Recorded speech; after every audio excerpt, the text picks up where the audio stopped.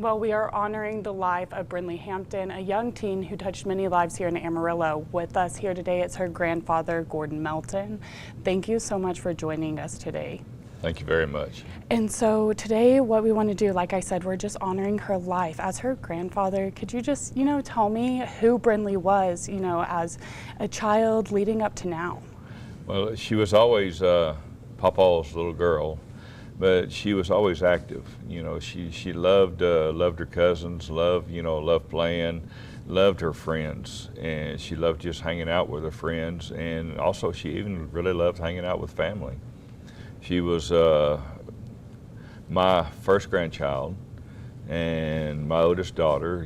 She was born 2 days before I was 40 years old, so we always celebrated our birthdays together. And I don't usually wear pink, and whenever she was younger, she had a princess birthday and she had a princess sash, and Papa had to wear a princess sash as well. So she could get me to do anything she wanted pretty much. But her smile was very infectious.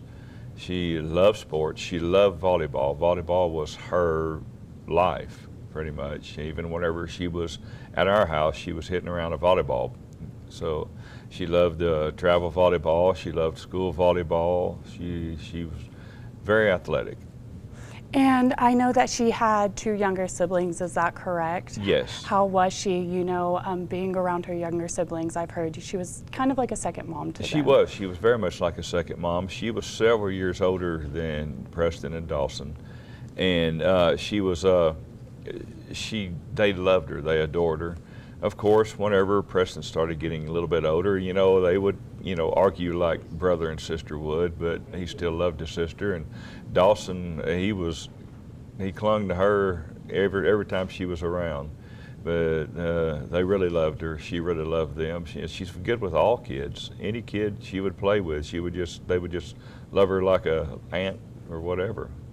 Well, from what it seems, she was a very beloved part of the community. Like you said, she was very active, and she was also really strong in her faith. Is that right? Yes, she was very strong in her faith. She always would read her Bible. She had highlighters and would highlight verses she really loved, and if she really loved one, she would write it and put it in her journal and take a picture of it and send it to my wife, her Mimi.